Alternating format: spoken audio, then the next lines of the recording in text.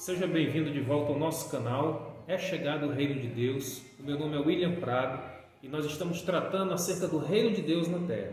Se você quer experimentar essa vida sobrenatural de Deus, acompanhe os nossos estudos.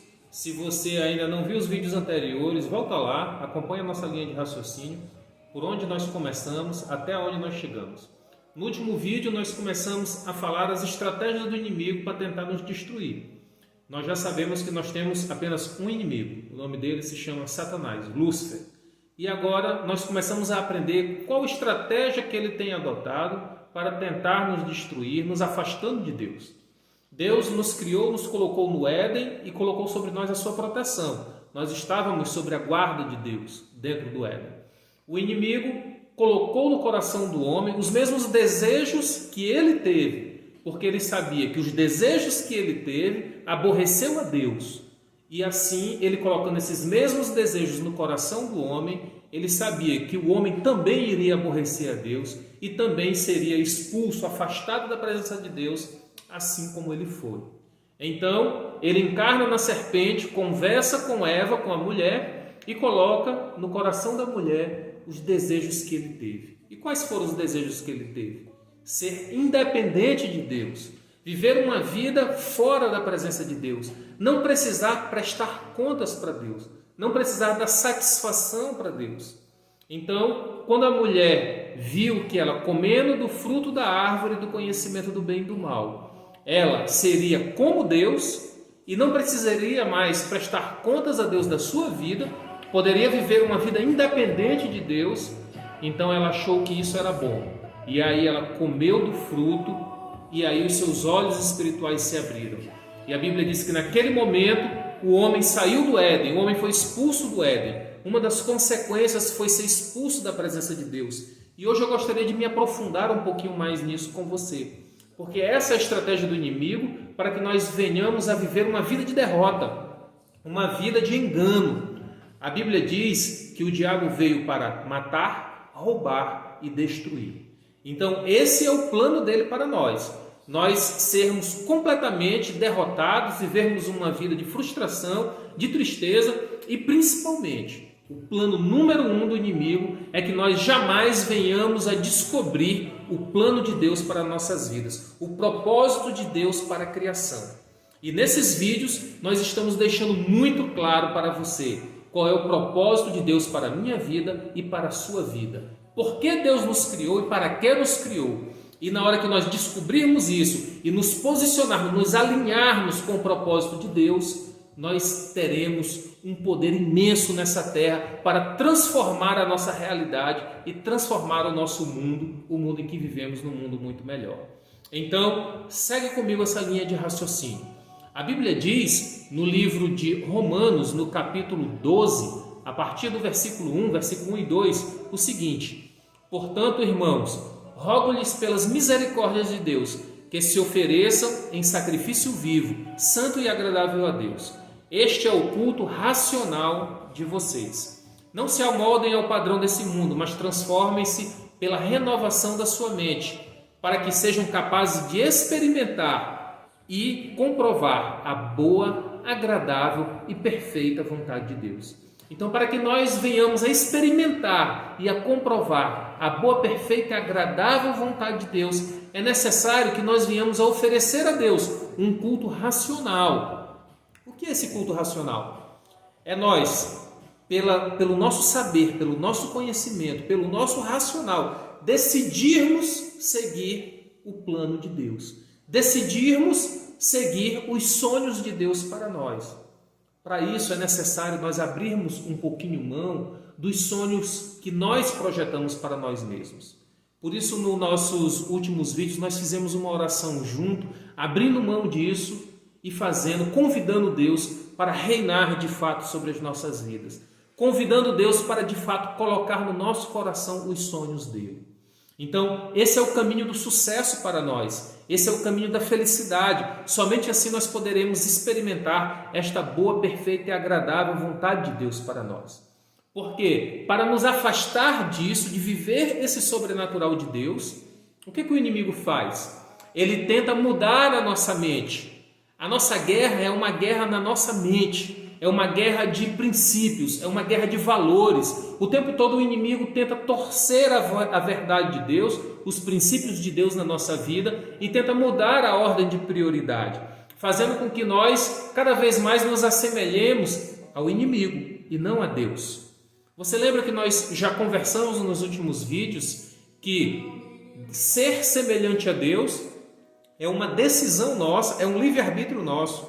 Nós podemos decidir sermos semelhantes a Deus ou não. E o inimigo tenta nos fazer semelhantes a ele, a Satanás. Isso parece um pouco assustador, não é verdade? Mas esse é o plano do diabo, que nós sejamos semelhantes a ele. E para sermos semelhantes a ele, nós precisamos de quê? Nós precisamos ser independentes de Deus, nós precisamos nos amoldar aos valores e aos princípios dele. Nós precisamos ter sede pelo poder, como o diabo teve sede pelo poder. Nós precisamos construir um reino próprio para nós mesmos, porque o diabo desejou construir um reino para ele, que nós aprendemos lá no livro de Isaías e no livro de Ezequiel, nos vídeos anteriores. E nós queremos ser o centro das atenções, ou seja, querermos o reino, a glória e o poder para nós mesmos. Isso nos faz ser semelhantes ao inimigo. Isso nos faz sermos distantes de Deus, E isso tem consequências. E quais são as consequências disso? Vamos pontuar aqui as consequências. A Bíblia diz que Deus, falou lá no livro de 2 Timóteo, no capítulo 3, dos versículos 1 a 7, o seguinte: saiba disso, nos últimos dias sobrevirão tempos terríveis.